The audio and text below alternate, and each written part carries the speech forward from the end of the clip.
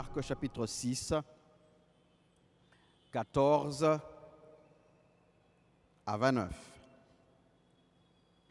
Le roi Hérode entendit parler de Jésus, dont le nom était devenu célèbre, et il dit « Jean-Baptiste est ressuscité des morts, et c'est pour cela qu'il se fait par lui des miracles. » D'autres disaient « C'est Élie », et d'autres disaient « C'est un prophète comme l'un des prophètes. » Mais Hérode, en apprenant cela, disait « Ce Jean que j'ai fait décapiter, c'est lui qui est ressuscité. » Car Hérode lui-même avait fait arrêter Jean et l'avait fait lier en prison à cause d'Hérodias, femme de Philippe, son frère, parce qu'il l'avait épousée.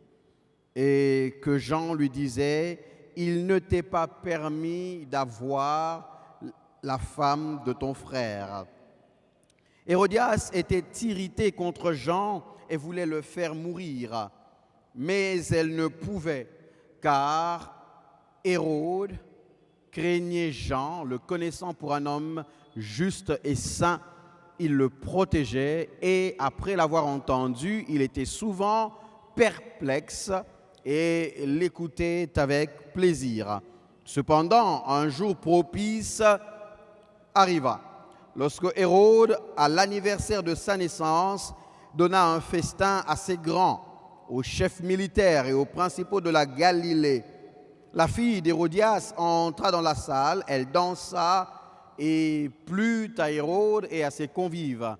Le roi dit à la jeune fille « Demande-moi ce que tu voudras et je te le donnerai. » Il ajouta avec serment « Ce que tu me demanderas, je te le donnerai, fût-ce la moitié de mon royaume. » Étant sortie, elle dit à sa mère « Que demanderai-je » Et sa mère répondit « La tête de Jean-Baptiste. » Elle s'empressa de rentrer aussitôt vers le roi et lui dit cette demande, et lui fit cette demande « Je veux que tu me donnes à l'instant sur un plat la tête de Jean-Baptiste. » Le roi fut attristé, mais à cause de ses serments et des convives, il ne voulut pas lui faire un refus. Il envoya sur le champ un garde avec ordre d'apporter la tête de Jean-Baptiste. Le garde alla décapiter Jean dans la prison et apporta la tête sur un plat. Il la donna à la jeune fille et la jeune fille la donna à sa mère. Les disciples de Jean, ayant appris cela, vinrent prendre son corps et le mirent dans un sépulcre. 2 séances en arrière, nous avons vu le contexte sur lequel nous ne reviendrons pas afin que nous puissions gagner en temps. Et nous avons formulé la première chose, la première leçon, c'est que une conscience peut reconnaître la vérité sans s'y soumettre. L'homme, l'humain, a la capacité de savoir qu'une chose est vraie, de savoir ce qu'une chose requiert, ce qu'une chose demande, sans s'y soumettre. Une conscience ne va pas toujours dans une direction faute de lumière. Une lumière peut être apportée, mais un humain, un homme, une âme, une conscience peut, en présence de la lumière, choisir les ténèbres. La deuxième chose que nous avions vue, c'était le mercredi passé, c'est que la vérité qui n'est pas accueillie finit par devenir un témoignage contre nous ou contre la personne à laquelle la vérité a été exposée. La vérité qui n'est pas accueillie devient un témoignage contre la personne à laquelle la vérité a été exprimée, la personne à laquelle la vérité a été apportée. Parce que nous nous sommes mis d'accord que la vérité, elle ne disparaît pas. La vérité subsiste. Et quand on l'a déjà entendue, cette vérité peut être un témoin contre nous. Nous allons le voir un peu plus en ce soir. Et nous avions énoncé 2 principes dans ce deuxième point. Le premier principe, c'était que plus la lumière est grande, plus la responsabilité l'est tout autant. Plus la lumière est grande, plus la responsabilité devient grande. Et nous nous sommes convenus que c'est un principe dans les Écritures qui ne s'applique pas qu'à la connaissance, qui s'applique à divers domaines de la vie. Nous avions vu ça dans le domaine de ce que l'on peut appeler les bénédictions, les grâces, les faveurs de Dieu. Et nous avons vu des textes dans l'Ancien comme dans le Nouveau Testament qui nous permettent d'asseoir ce principe. Et il y a tant d'exemples, et nous en avons vu quelques-uns. Plus la lumière est grande, plus la responsabilité l'est tout autant. Deuxième principe, nous nous sommes dit qu'une conviction qui ne conduit pas à l'obéissance peut devenir une habitude dangereuse.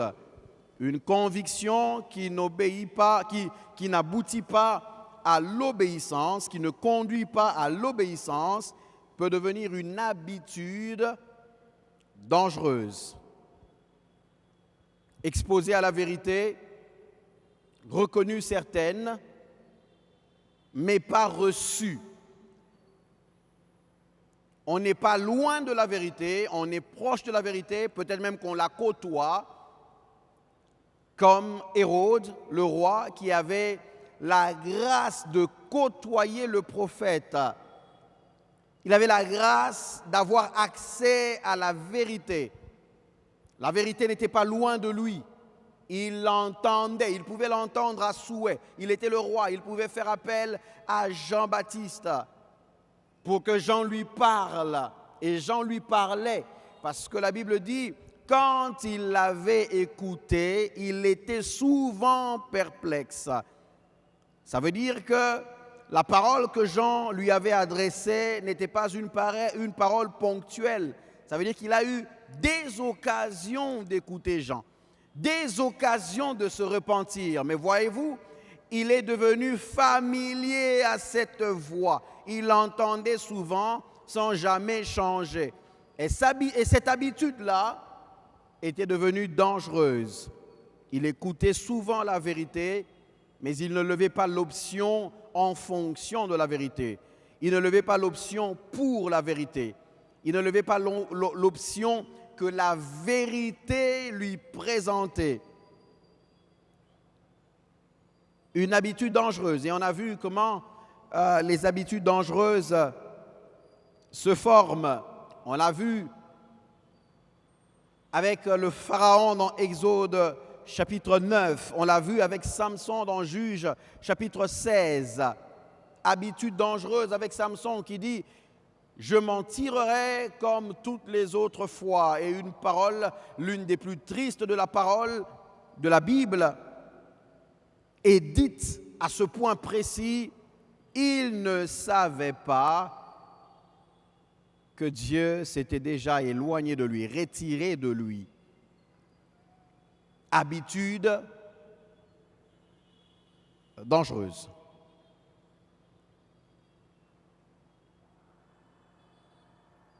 On a parlé des confessions, les confessions qui viennent par rapport à l'atmosphère, par rapport au temps. On ne reviendra pas sur toutes ces choses. Et donc, on se rend compte que dans ce palais, la dynamique continue jusqu'à ce qu'à un moment donné, Jean est arrêté. Mais comme le dit déjà ce point, la vérité que l'on refuse de recevoir devient un témoignage contre nous, contre la personne qui refuse de recevoir la vérité, parce que la parole destinée à sauver peut devenir une preuve à charge à cause d'un refus persistant de repentance. Une parole qui est destinée à sauver. Lorsque cette parole est prononcée à Hérode, c'est pour le tirer d'affaire, c'est pour lui permettre d'agir afin de se tirer d'affaire. Mais cette même parole, parce que Hérode ne l'a pas saisie, devient une parole, j'hésite de le dire comme ça, j'étais tenté de dire, une parole finalement de condamnation. Ce n'était pas censé être quelque chose qui le condamnait, c'était une parole qui était censée lui montrer le chemin. Mais par son refus persistant, cette parole qui ne s'efface pas, parce que nous l'avons dit, la vérité ne s'efface pas et on le verra encore ce soir, cette parole devient comme une preuve à charge. Parce qu'il a entendu. Et d'ailleurs, dans ce texte, nous l'avons lu, Jean est finalement tué. Il meurt. Mais la parole qu'il avait prononcée demeure. Jean meurt, mais la vérité qu'il avait sortie demeure et ne meurt. Parce qu'il y a une chose avec la vérité peut être combattue, la vérité peut être rejetée, la vérité peut être même emprisonnée. La vérité peut même coûter la vie à ceux qui la proclament, mais la vérité ne peut jamais être vaincue. Parce que cette vérité devient témoin. Quand Hérodias demande à sa fille de demander la tête de Jean sur un plateau, sur un plat, elle pense avoir résolu son problème. Celui qui parle souvent à mon homme, celui qui parle souvent à mon mari, celui qui parle souvent au roi, contre moi, parce que c'est comme ça qu'elle le perçoit, contre cette relation, contre ce mariage, c'est tu. C'est une bonne nouvelle pour elle. Jean est mort. La voix de Jean ne parlera plus dans le palais. La voix de Jean ne parlera plus à l'oreille de Hérode. C'est résolu. Mais est-ce que c'est vraiment résolu? Non. Parce qu'en ce moment-là, on va le dire comme ça, elle a fait tuer le prophète, elle a supprimé le prophète, mais elle n'a pas supprimé la vérité. Parce que déjà, le fait que Jean meure ne change pas le mal d'Hérode en justice. Vous savez, par moments, on se trompe dans la manière de régler certains de nos problèmes. Cette femme pense que si elle élimine Jean, elle a résolu le problème parce que Jean ne parlera plus à son mari. Mais qu'est-ce que Jean avait à dire de plus à son mari? Jean avait déjà tout dit à Hérode.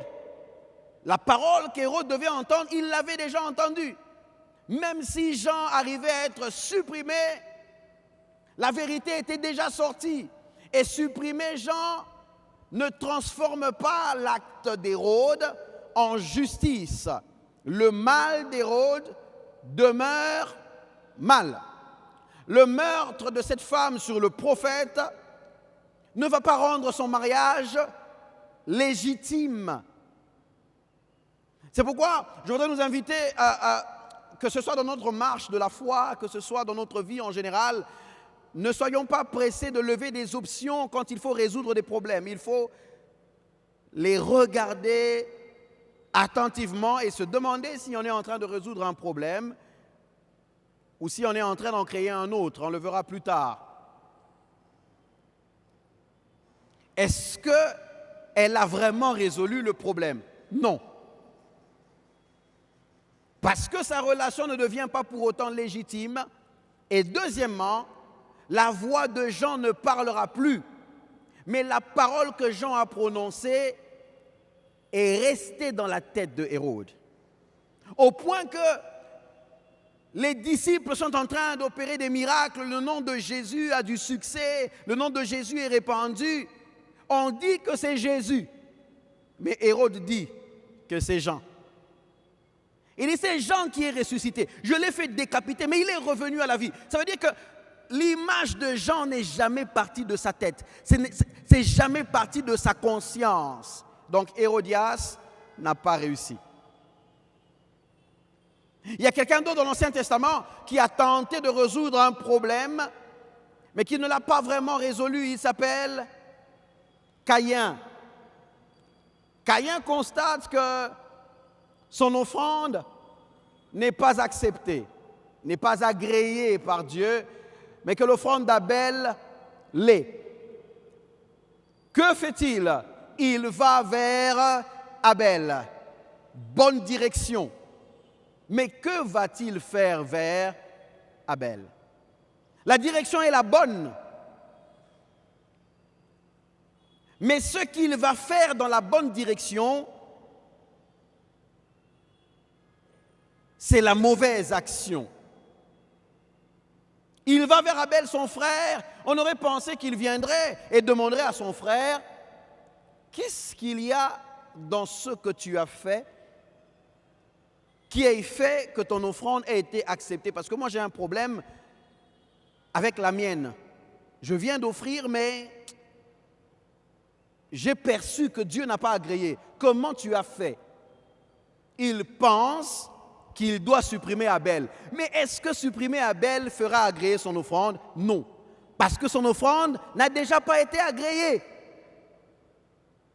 Une résolution inutile.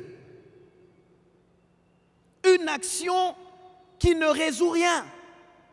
Et souvent dans la vie, nous sommes remplis d'actions qui ne résolvent rien. Des actions qui ne font plutôt que nous enfoncer. Supprimer Abel ne fait pas agréer ton offrande. D'ailleurs, aller vers Abel était une bonne chose. Mais la motivation derrière ce mouvement et l'action posée était le problème. Hérodias pense qu'il suffit de mettre Jean à mort pour vivre en paix. Pourtant, elle a continué de vivre dans un mariage dans lequel l'homme n'avait plus jamais retrouvé la paix. Son mari, l'homme avec lequel elle vivait, Hérode, était toujours tourmenté. Toujours tourmenté. Jean disparaît, mais la parole qu'il a laissée demeure dans la conscience de Hérode. Il ne t'est pas permis de prendre la femme de ton frère. C'est resté. Et il est en train de mener ce combat à l'intérieur de lui, pendant que Hérodias pense qu'elle a résolu la situation. C'est là que je voudrais ouvrir une parenthèse que je refermerai rapidement pour encourager quelqu'un en disant, dans la marche de la vie, dans différents domaines, la fidélité à la mission, la fidélité à Dieu, la fidélité à la vérité est plus importante que le résultat immédiat. Parce qu'il peut arriver que dans l'immédiat, on ait l'impression d'avoir échoué. Quand on lit Marc 6 et qu'on arrive au verset 29, on se rend compte que Jean est mort et que même ses disciples sont venus. Quand les disciples viennent, on espère qu'en prenant son corps, on nous dira que Jean, en partant, était ressuscité. Comme dans les films que nous regardons. Il y a toujours dans le scénario, généralement, quelque chose pendant que vous pensez que tout était fini et puis après vous vous rendez compte non mais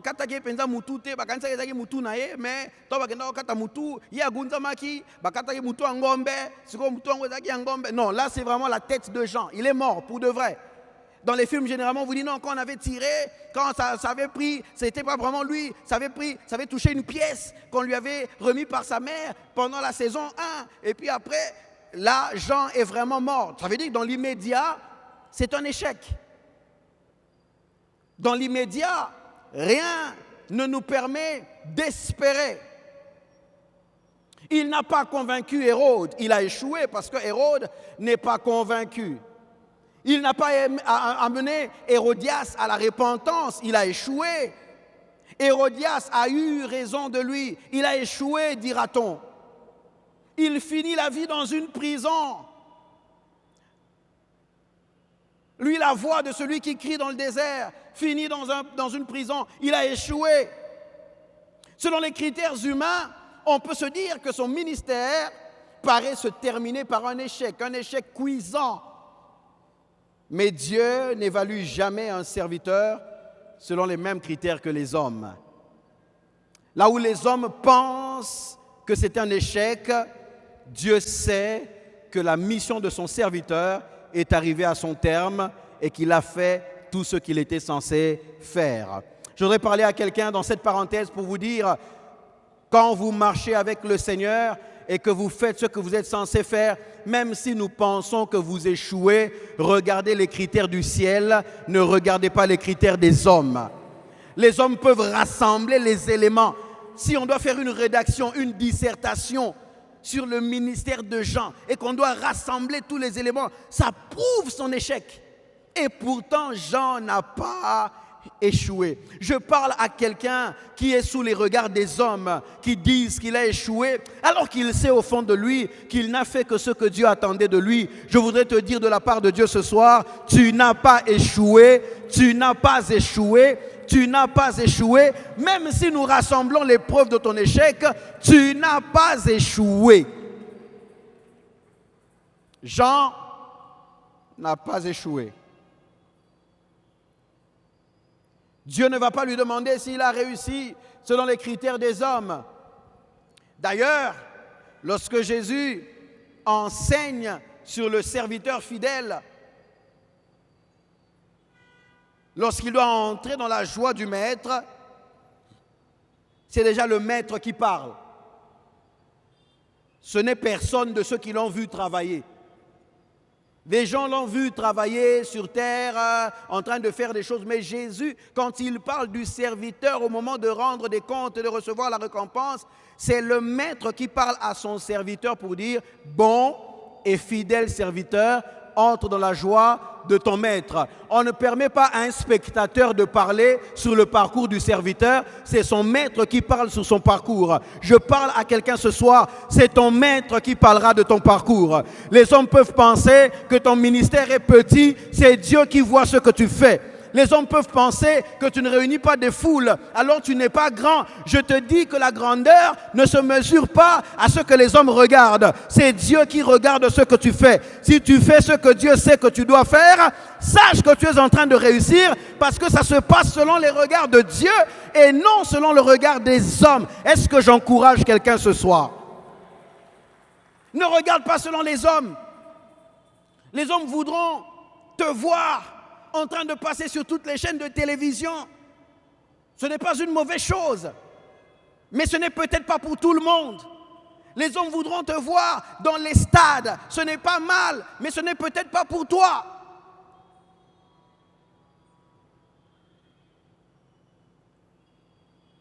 Reste dans ce que Dieu attend de toi. Fais ce que tu sais que tu es censé faire. Sois fidèle dans ce que tu fais.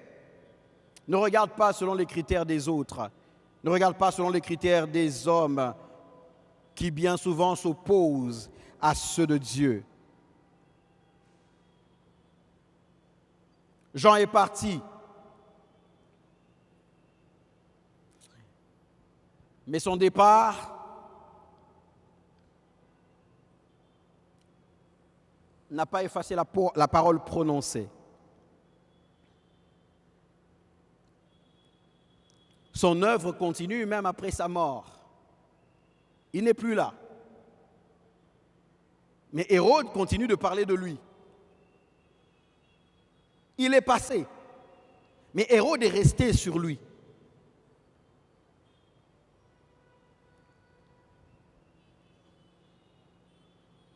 Et le fait que Hérode avait entendu cette parole a rendu le refus de ce roi beaucoup plus grave, parce que cette vérité qu'il a rejetée est devenue un témoin contre lui. Jésus a enseigné ce principe. Jean chapitre 12, versets 47 et 48. Jean chapitre 12, versets 47 et 48. Jean chapitre 12, versets 47 et 48. Je voudrais que nous puissions lire ce passage. Jean 12, 47 et 48. Si quelqu'un entend mes paroles et ne les garde point, ce n'est point moi qui le juge, car je suis venu non pour juger le monde, mais pour sauver le monde. Celui qui me rejette et qui ne reçoit pas mes paroles a son juge. La parole que j'ai annoncée, c'est elle qui le jugera au dernier jour. Jésus dit, la parole qui est sortie, qu'il a entendue, la vérité prononcée, c'est pas moi qui le juge. C'est-à-dire, je ne le jugerai pas selon mes humeurs, je ne le jugerai pas parce qu'il m'a déçu, parce que j'ai eu mal. Non, la vérité se tient là. Ça veut dire, il aura en face de lui la parole qui est venue vers lui. Ce ne sera pas une affaire d'interprétation personnelle, de frustration. Non, quand j'ai parlé, il n'a pas voulu m'entendre, il m'a négligé, je suis frustré, donc je le punirai. Non, ça va au-delà de ça, c'est la parole elle-même. La vérité qui est sortie. Il dit, celui-là a déjà son juge. Il a son juge. J'ai envie de dire à quelqu'un ce soir, vous avez déjà votre juge. La vérité que vous avez entendue, c'est déjà votre juge. La vérité que vous connaissez, c'est déjà votre juge. La vérité ne disparaît pas. Regardez comment Jésus est en train de parler. Regardez le temps auquel Jésus fait allusion. Jésus dit qu'il a prononcé la parole. C'est-à-dire qu'il prononce pendant le temps, je veux dire comme ça, de vie physique de la vie de Jésus sur terre.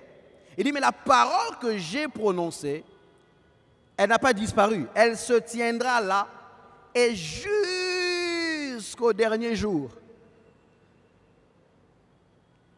La vérité ne disparaît pas. Même quand on efface les témoins de la vérité reste. Ce que vous avez fait, vous l'avez fait, même si personne ne sait que vous l'avez fait. C'est ça.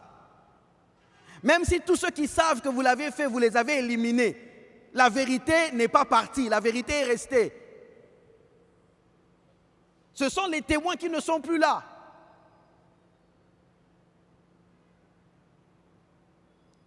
La vérité reste. C'est pourquoi quand vous regardez par exemple les documentaires sur les enquêtes autour des crimes,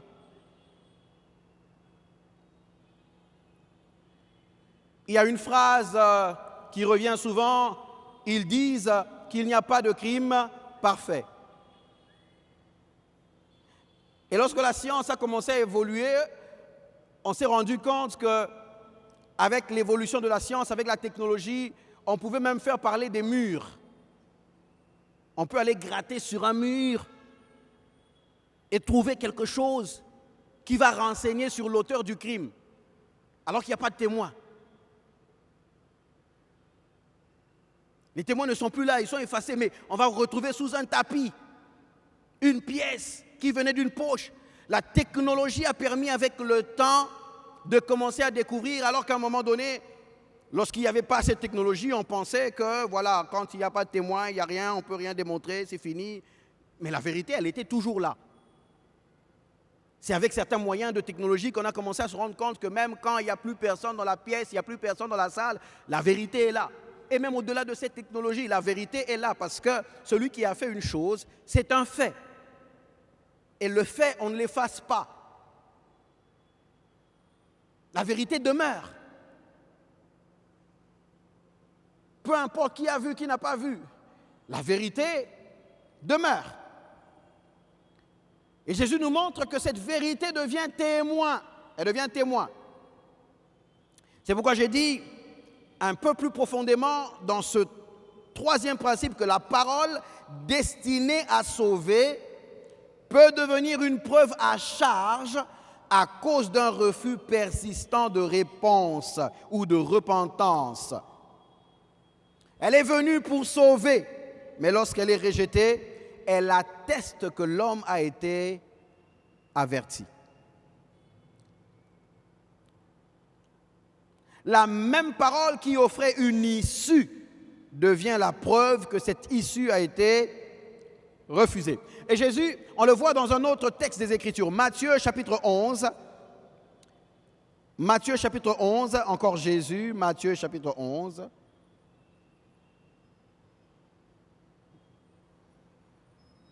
Matthieu chapitre 11, versets 21 et 22. Un joli texte. Matthieu 11, 21 et 22. Malheur à toi, Chorazine. Malheur à toi, Bethsaïda.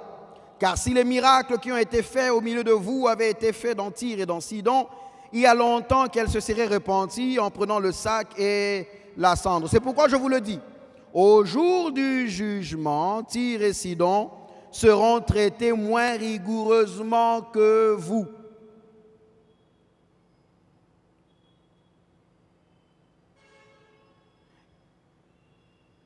Les œuvres de Jésus servaient à transmettre la vérité qu'il portait, ou mieux même, la vérité qu'il était. Les signes étaient censés être des éléments qui permettaient d'avoir accès à cette vérité. Et ces signes ont été donnés pleinement. Mais les peuples pour lesquels ces signes ont été donnés ne les ont pas reçus au point d'atteindre la vérité. Et Jésus dit que ceux qui n'ont pas reçu la même chose, ceux qui n'ont pas reçu la même grâce, seront traités moins rigoureusement que ceux qui ont eu accès à ces choses, mais qui ont fermé la porte à ce qui leur avait été offert. Donc, dans ce deuxième point, celui sur la vérité rejetée qui devient témoin, dans lequel on a vu que plus la lumière est grande, plus la responsabilité l'est tout autant. On a vu qu'une conviction qui ne conduit pas à l'obéissance emmène des habitudes dangereuses. Et on a vu que cette résistance transforme la parole reçue en preuve contre l'homme. Donc la lumière est donnée, c'est tout le cycle, la lumière est donnée, grande est la responsabilité. Si on ne lève pas l'option de la réponse qu'il faut, on entre dans un cycle d'habitudes dangereuses. Et cette habitude dangereuse nous emmène dans une résistance qui fait en sorte que la parole qui est venue vers nous pour nous sauver devient une parole à charge, comme une parole qui nous accuse, qui nous juge. Et donc ce point 2 entier est complet. Ce point nous permet donc de dire que nous sommes appelés à examiner notre propre manière d'entendre Dieu. Comment est-ce que nous entendons Dieu? Comment est-ce que nous réagissons à ce que Dieu nous dit? Qu'est-ce que nous faisons de ce qui nous dérange? Lorsque la vérité nous dérange, qu'est-ce que nous faisons de cela?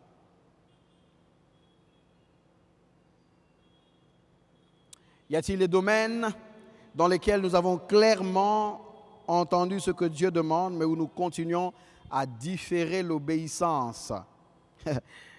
Parce que Hérode n'a pas besoin qu'on lui explique mieux ce qu'on attend de lui. La parole qui lui est donnée est claire.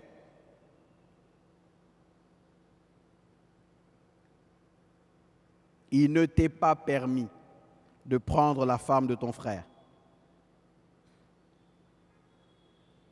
Vous savez, par moments, nous avons des prières dans lesquelles nous allons en prière encore et encore pour que Dieu confirme, pour mieux entendre, pour que Dieu explique, alors qu'au fond de nous, on sait déjà qu'est-ce qui est clairement établi. Mais on veut tellement autre chose qu'on veut aller d'explication en explication pour différer l'obéissance à la volonté de Dieu que l'on a pourtant reconnue certaine. Ce soir, je prie afin que quelqu'un sorte de ce cycle comment on dit, ce cycle qui fait qu'il puisse toujours différer, renvoyer à plus tard ce qu'il sait qu'il doit faire aujourd'hui selon la volonté de Dieu. Je prie pour toi, au nom de Jésus, que ta conscience se réveille.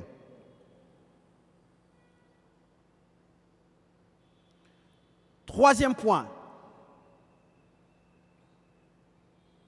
Après avoir vu que la conscience peut reconnaître la vérité sans s'y soumettre, après avoir vu que la vérité qui n'est pas acceptée peut devenir un témoin, troisième point, le mal toléré finit toujours par réclamer davantage. Le mal toléré, quand on regarde le combat de Hérode et qu'on voit les leçons autour de ce texte, on se rend compte que le mal que l'on tolère finit toujours par réclamer davantage. Toujours un peu plus, toujours un peu plus. Premier principe, dans ce troisième point, premier principe. Un péché toléré ou un mal toléré ne reste jamais seul. Il s'étend. Et j'ai envie de dire, il recrute d'autres maux. Il recrute d'autres péchés pour survivre. Un mal toléré s'étend et recrute d'autres maux pour survivre. Un péché toléré s'installe, il s'étend et il recrute. Après, si offre d'emploi.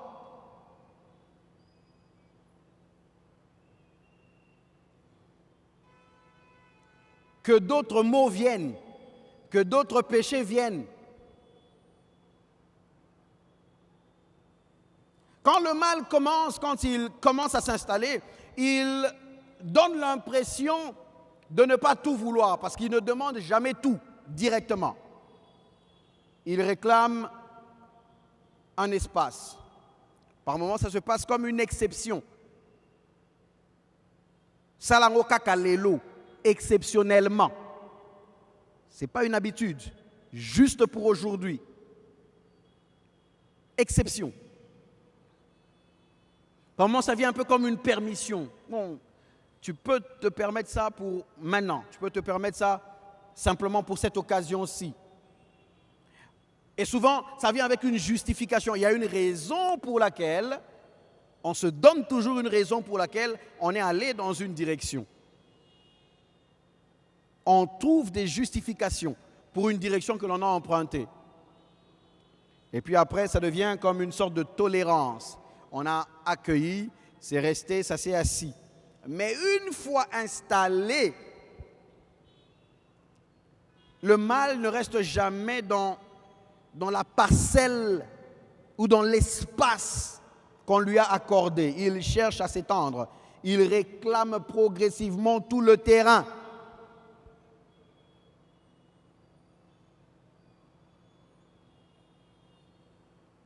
Regardez même, quand vous regardez la relation entre Hérode et Hérodias au départ, c'est comme si c'est un problème entre eux deux.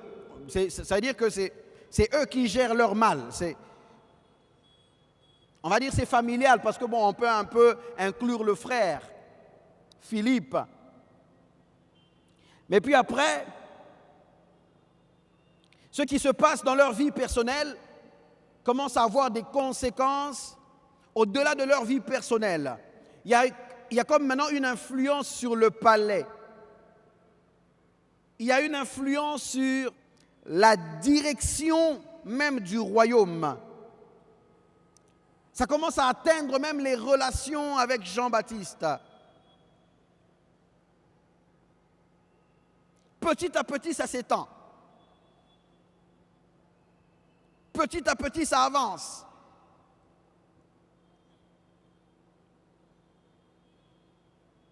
Parce que généralement, ce qu'on a accepté de loger dans son cœur, ce qui a pris place, qu'on le veuille ou pas, un jour ou l'autre, ça se démonte, ça sort un peu dans les paroles, dans les attitudes, dans les jugements que l'on émet.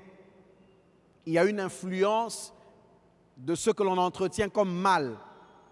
Quand on commence à entretenir, par exemple, un mal, le péché qu'on peut appeler jalousie, ça commence dans le cœur, personne ne le sait. Mais à un moment, ça commence à s'étendre. Un jour, ça sort dans une parole. On ne se rend pas compte, mais on a sorti une parole de jalousie.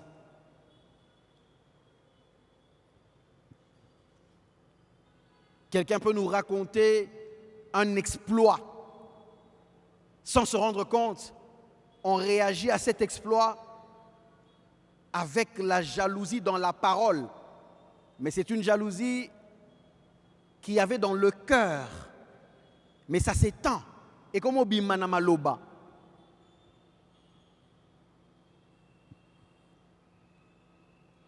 Quelqu'un te raconte qu'il y a eu une promotion au travail.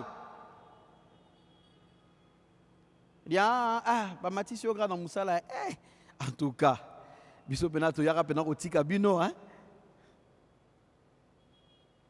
c'est des trucs peut-être que dans le cœur qui commençaient à prendre place, mais un jour dans la parole, ça sort et puis ça commence à influencer les attitudes. Quelqu'un qui vient 2 fois de suite te donner des bonnes nouvelles sur sa vie, 3e fois, il soit en seka, place yoza, ou kangi de gelongi. Zoya le sousa, yara ba masolonea, lelo sunin.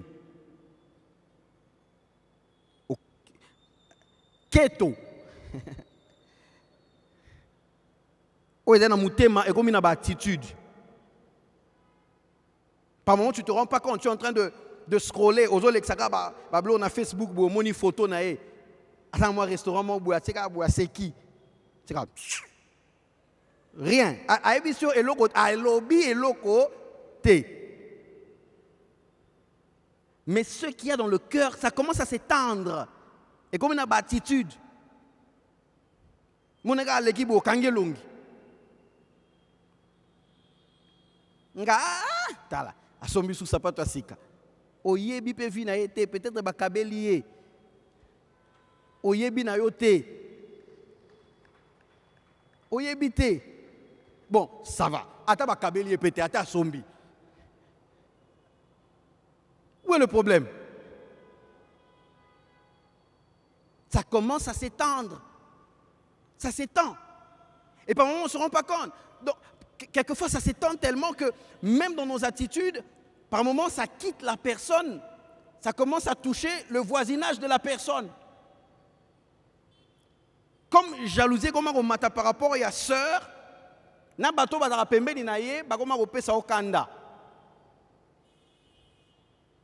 Ça commence à toucher à ses enfants, ça commence à toucher à son mari, ça commence à toucher à ses amis. Et comme un groupe wana na sepela na bangote. Mais au départ, ce n'était pas le groupe. Au départ, c'était la personne. Mais même pour la personne, ce n'était pas au départ. Au départ, c'était juste quelque chose qu'il y avait dans le cœur, qu'on n'a pas déraciné tout de suite, qui a commencé à s'installer. Ça a commencé à sortir dans les paroles. C'est pourquoi il faut faire attention. Garde ton cœur plus que tout ce que l'on garde, car de lui viennent les sources de la vie.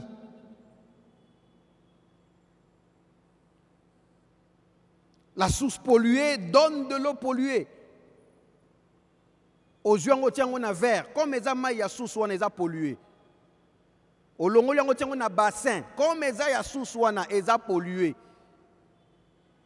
Heureusement, on a katini. Comme les amas, source, on les a pollués. C'est-à-dire que maintenant, peu importe le récipient dans lequel tu places l'eau polluée de cette source, cette eau dans ce récipient-là est une eau polluée parce que c'est pollué depuis la source. Peu importe le récipient. Et c'est comme ça que dans nos vies, quelquefois, dans les différents récipients de la vie, dans les différents secteurs de la vie, parce que nous avons des pollutions dans le cœur, tout ce qu'il y a dans ces secteurs-là devient pollué.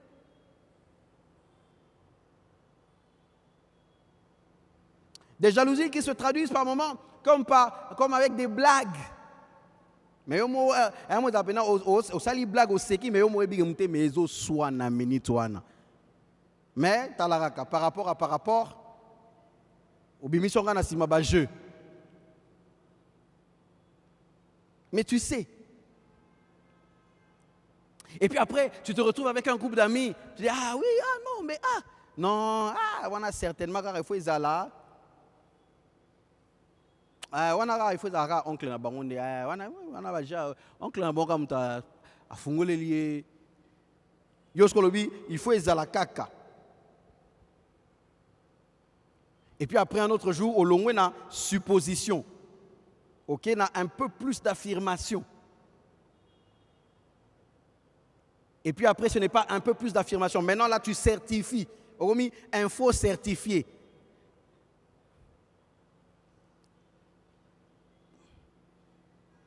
Photo Lugelo correspondant, ça t'a RFI. Oromi, leur correspondant.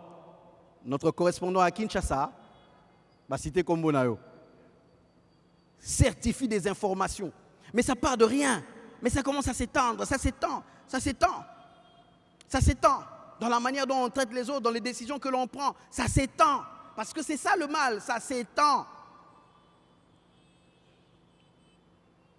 Et puis après, on recrute d'autres maux, d'autres péchés.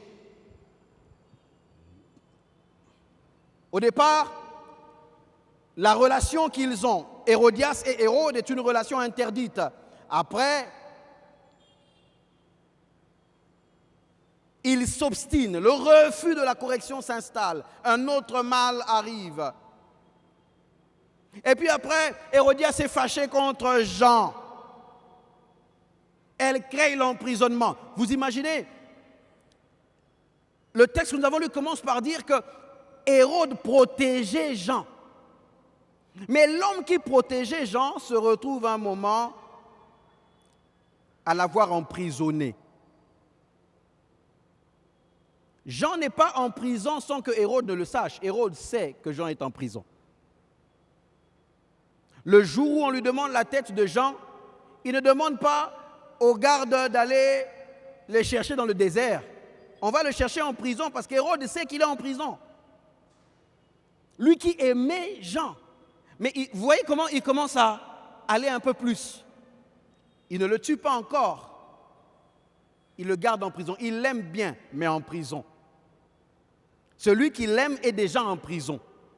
Il est en train de s'avancer. Un mal après un autre. Il ne s'en rend pas compte.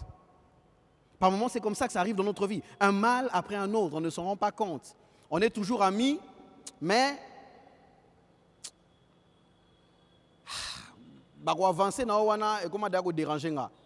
mais on parle, on bien. On n'a pas de problème. Quand on se voit, on parle. Mais quelque chose a déjà commencé. Je t'aime bien, mais je souhaite que tu n'avances pas autant. Je t'aime bien. Tu es un garçon intelligent, je le reconnais. Tu es une femme intelligente, je le sais. On est là, on va se voir, on va partager, on va manger, on va faire un programme. Mais c'est comme ça avec Hérode. Il aime Jean, mais Jean est quand même en prison. L'amour qu'il a pour Jean ne l'empêche pas de commencer à franchir le pas parce que le mal s'est déjà installé. Le mal s'est déjà installé. Il ne se rend pas compte, mais un pas après l'autre, il avance. Et puis après, il y a quelque chose de triste. C'est triste parce que je trouve ça intéressant quand même le mot. On dit un jour propice, un moment propice arriva, le jour de la fête. C'est-à-dire que c'est propice pour Hérodias. C'est propice par rapport à l'entreprise du mal. Mais vous imaginez que l'on parle de quelque chose de propice, mais d'une chose qui pousse Hérode à la faute. Le mal quand il faudra franchir la dernière ligne, j'allais dire, trouvera toujours son moment propice. Toujours. Il y aura toujours un moment propice où le mal éclatera. Toujours. Toujours. Hérodias cherchait toujours une occasion favorable. Et puis ce jour-là, sa fille danse. Et vous imaginez que ce n'est pas calculé. Elle n'a pas dit à sa fille, va danser, danse bien, et le roi te demandera quelque chose. Quand il te demandera, reviens me poser la question. Non, elle a saisi l'occasion. C'est-à-dire, c'est des scènes détachées, mais qu'elle a su mettre ensemble. Et Hérode est poussé à la faute. Par moments, quand on passe à la dernière étape, quand on franchit la ligne, ce n'est pas nécessairement des choses logiquement détaillées. On ne va pas glisser simplement à cause de Moutoumoro, non, on va piéger Kayo, Moutoumoro, Lukayo, Banda 2016, non, ça peut s'appeler piéger dans la signature et pas Moutoumoro, il y a un lobby, et puis après, Koutani, Moutoumoro, déjà, Banda Kaladeko, Lukayo, mais ils se sont vus dans un restaurant pendant que lui il attendait la nourriture, avec qui est Kuna, chef, il a dit, oh, mais vous travaillez où? Pas, ça se constitue. Par moments, les coalitions, les événements, les choses se constituent de manière assez atypique, mais ça trouve le chemin pour que le mal qui avait commencé à s'installer et à inviter d'autres prenne place et vous pousse dans le dernier acte. Quand on invite les gens pour les fêtes, pour les surprises, généralement nous disons l'invité n'invite pas, on t'invite toi-même. Ne viens pas avec les gens. Mais vous savez, vous avez déjà été à des mariages. Moi, j'ai déjà été à des mariages, même dans la grande famille chez nous, où vous voyez quelqu'un qui vient au mariage d'invitation.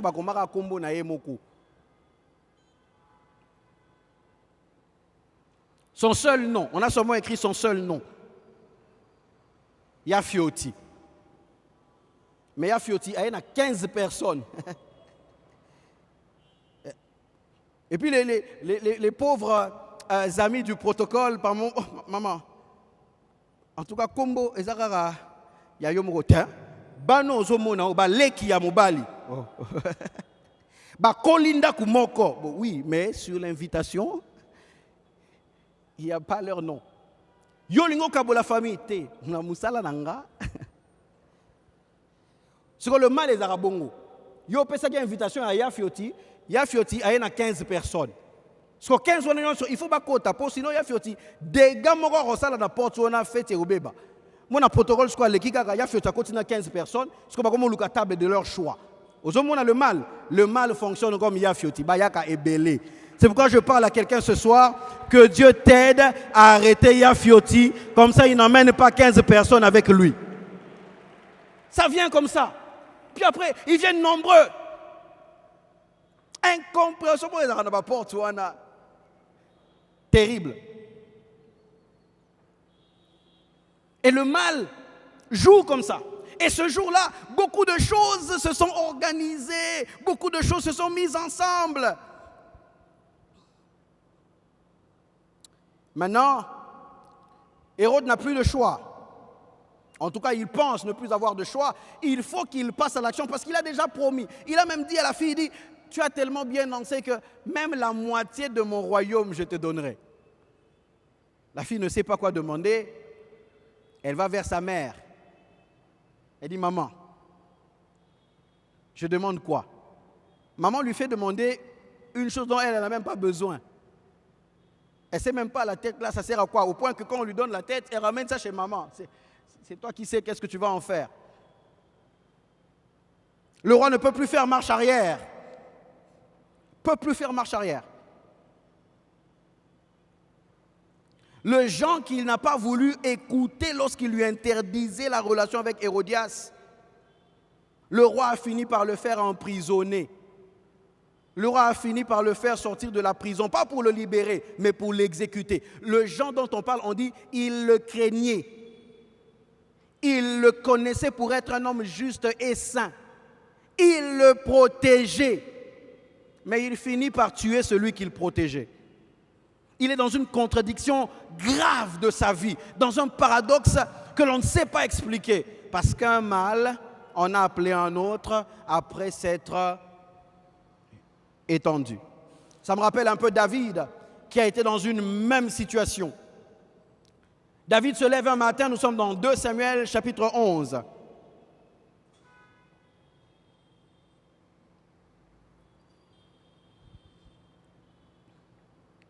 David, 2 Samuel chapitre 11, versets 14 et 15. Je voudrais que nous puissions le lire.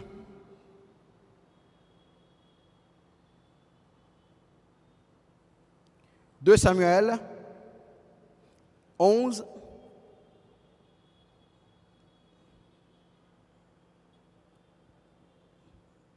14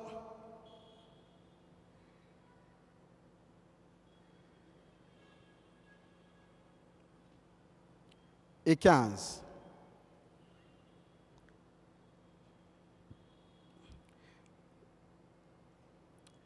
Si la technique peut m'aider avec le texte. Voilà. Le lendemain matin, David écrivit une lettre à Joab et l'envoya par la main d'Uri. Il écrivit dans cette lettre: placez Uri au plus fort du combat et retirez-vous de lui afin qu'il soit frappé et qu'il meure. Cette lettre est une lettre choquante de la part d'un roi comme David, guerrier de son état, de la part d'un David qui a failli être piégé par Saül, parce qu'il est arrivé à Saül de placer David dans des expéditions où il espérait que David soit tué. David, roi, trahit l'un de ses soldats les plus forts. Et jusqu'où va le cynisme de David, c'est que la lettre qui tue Uri, il l'a fait porter par Uri. Quel niveau mouté mamabé? C'est-à-dire qu'il a commis lettre, ma lettre au beau barré. Sa lettre. C'est-à-dire, lui, il pense qu'il est en train de servir le roi. Il vient avec la lettre, le roi l'a envoyé. Peut-être, je ne sais pas, il l'a mis dans un coffret. Il respecte, à chaque fois qu'il fait 1 kilomètre, il vérifie qu'il a encore le coffret avec lui, que le coffret n'est pas tombé. Parce que c'est une lettre du roi. Il traite la lettre du roi avec beaucoup d'attention. Pourtant, c'est une lettre qui porte sa mort. Quand le roi lui donne la lettre, il dit « à vos ordres ». Il prend la lettre. Il pense servir le roi, alors que le roi est celui qui est derrière sa mort. Il emmène la lettre et il donne à Joab. Comment il arrive jusque-là? La Bible nous montre que David se lève le matin, il écrit la lettre. Mais ces choses n'ont pas commencé un matin. Ces choses n'ont pas commencé ce matin-là. 2 Samuel chapitre 11, versets 1 et 2. Ces choses ont commencé un soir, un autre soir. Il écrit la lettre le matin, un matin, mais ces choses ont commencé un soir, un autre soir.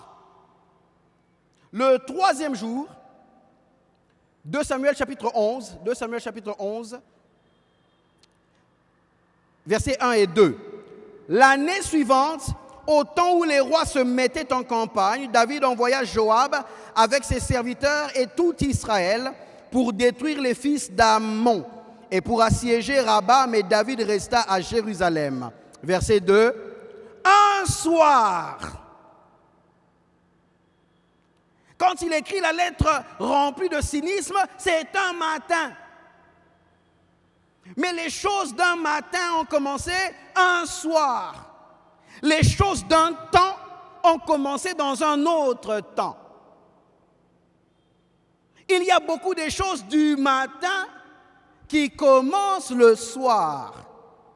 Il y a beaucoup de choses d'une saison qui commencent dans une autre saison.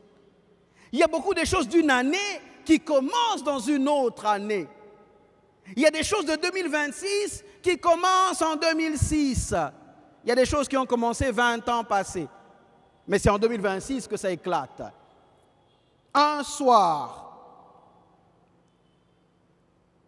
David se leva de sa couche et comme il se promenait sur le toit de la maison royale, il aperçut de là une femme qui se baignait et qui était très belle de figure. Très belle de figure. David fit demander qui était cette femme et on lui dit, n'est-ce pas Bathsheba, fille d'Eliam, femme d'Uri le Héthien? Il pose la question. Qui est cette femme? Bon, ce n'est pas sa faute. Elle est belle, elle est belle. Mais maintenant, le problème, c'est du côté de David. Parce que cette femme ne tente même pas David. On l'a déjà dit quand on a enseigné ici, il y a peut-être 6-7 ans, ici à Philadelphie, mais ici de l'autre côté, sur Est-ce-moi Seigneur. La 3e partie, je crois. David n'est pas tenté. Cette femme ne sait même pas que David la regarde.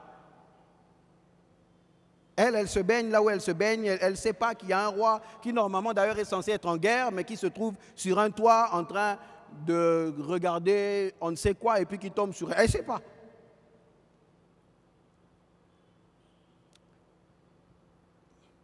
David pose la question, qui est-elle? On lui donne la description complète de qui elle est fille. On lui donne son nom d'abord, Bathsheba, fille d'Uri. Jusque-là, ça va. Fille d'Eliam, pardon, jusque-là ça va. Et puis on dit femme d'Uri. Normalement, après cette réponse, David doit s'arrêter. Dès qu'on lui dit que c'est la femme d'Uri, David est censé s'arrêter. David est censé s'arrêter. David, dans 1 Samuel chapitre 25, rencontre une femme qui s'appelle Abigail. David est frappé par cette femme. Elle est sage, elle évite le bain de sang, elle évite à David de tuer inutilement. Mais elle est la femme de quelqu'un. La femme d'ailleurs d'un homme que l'on qualifie comme étant fou, comme son nom. Il s'appelle Nabal. Cette femme s'appelle Abigail, son mari s'appelle Nabal. David épouse cette femme. Mais plus tard, lorsque Nabal meurt, sans que David ne soit impliqué, il n'est pas encore roi. Il se retient. Mais ici, dans 2 Samuel 11, David qui sait, il avait beaucoup apprécié Abigail, mais c'était la femme d'autrui. Il ne pouvait pas aller plus loin. Dans 2 Samuel 11, on lui dit femme d'Uri. Normalement, ce sont le genre de choses qui mettent un stop au pas de David. Mais cette fois-ci, malgré cette précision, David sort de l'encadrement qui a toujours été le sien. Il dit qu'on me l'emmène. Qu'on me l'emmène. Il va avec cette femme et puis après, la femme tombe enceinte. Vous savez, ce genre de choses vraiment, c'est terrible, hein? David, quelles sont les chances de prendre une femme inconnue un soir que l'on n'a pas prémédité, qu'on l'emmène, qu'ils aillent ensemble et qu'en plus elle tombe enceinte? Les choses deviennent compliquées. Vous savez, les choses peuvent se compliquer. David peut-être pensait qu'il serait avec la femme et puis ce serait passé. Non, elle est enceinte. Maintenant, il y a quelque chose qui les lie. Au-delà même de l'acte, parce que l'acte les avait déjà liés, mais au-delà, dans la pensée de David, dans sa logique, dans sa réflexion, maintenant, il y a un problème. Mais le problème, ce n'est pas qu'elle est enceinte. Le problème, c'est déjà que tu l'aies fait appeler. Mais il commence à voir le problème à partir de la grossesse. Maintenant, il faut faire quelque chose. Non, on va rappeler son mari, que son mari revienne, que son mari passe la nuit avec elle. Comme ça, on pourra dire que c'est l'enfant de son mari à cause de la nuit que le mari a passé avec elle. Mais Uri revient, Uri dit, non, c'est la période de la guerre. Je viens du front, les amis sont encore là-bas, je ne passerai pas nuit avec elle. David commence à vouloir manipuler. David va même jusqu'à ordonner qu'on puisse l'enivrer. Pour que, étant ivre, il rentre dans sa maison, qu'il soit avec sa femme sans s'en rendre compte, et sa femme pourra lui dire « Non, c'était lors de telle nuit, quand tu étais revenu, et tout ça, j'ai une bonne nouvelle pour toi, je suis enceinte. » Il dit « Ouais, lui, il ne sait même pas. Il est simplement dans ses principes, dans les principes qui le guident, en tant que bon soldat de l'armée d'Israël, en tant que patriote attaché à son peuple et à sa nation. Mais David est en train de faire des choses encore un peu plus. Encore un peu plus. Le roi demande qu'on enivre un homme. Et quand il voit qu'il n'y a plus rien à faire, il franchit. C'est là qu'un matin, il demande qu'on le place au fort du combat, là où on sera sûr qu'il succombera. Un soldat qui lui démontre un tel niveau de dévouement. David ne se dit même pas, ça c'est l'un de mes meilleurs hommes. Il n'est même pas interpellé par ça, parce qu'il n'est plus là. Là, il est dans « je dois résoudre ce problème. Il faut que je l'efface. Il doit être effacé, rasé. » Il va encore un peu plus, un peu plus, un peu plus, un peu plus, jusqu'à ce que Uri est tué. Pourquoi? Parce que le mal a la faculté de recruter d'autres maux. Ça n'avait pas commencé par le meurtre, ça avait commencé simplement par l'envie. Il a envié une femme qui se baignait, qui était belle de figure. C'est parti de là. C'était rien au départ, c'était un soir. Mais on arrive dans une autre saison, David va dans quelque chose qu'on n'aurait jamais pensé de lui. Entre un soir et un matin, il y a toutes les actions de David qui l'emmènent encore un peu plus vers le mal. Ce soir, je voudrais prier avec quelqu'un. Quelqu'un qui voudrait dire « Seigneur, je prie que tu m'aides ». Je voudrais que quelqu'un regarde quel est le soir dans lequel il est aujourd'hui. Peut-être que c'est un soir dans lequel vous avez commencé à prendre goût à falsifier des signatures. C'est un soir. Mais le matin où vous passerez dans quelque chose que vous n'aviez pas prévu, vous ne le connaissez pas encore. Et ce soir, je voudrais vous donner l'occasion de prier à partir de ce soir-là dans lequel vous êtes, en disant à Dieu, Seigneur, aide-moi à m'arrêter ici, à m'arrêter maintenant, à m'arrêter dans ceci. Est-ce que quelqu'un peut déjà commencer à demander à Dieu? Quelqu'un peut commencer à demander à Dieu.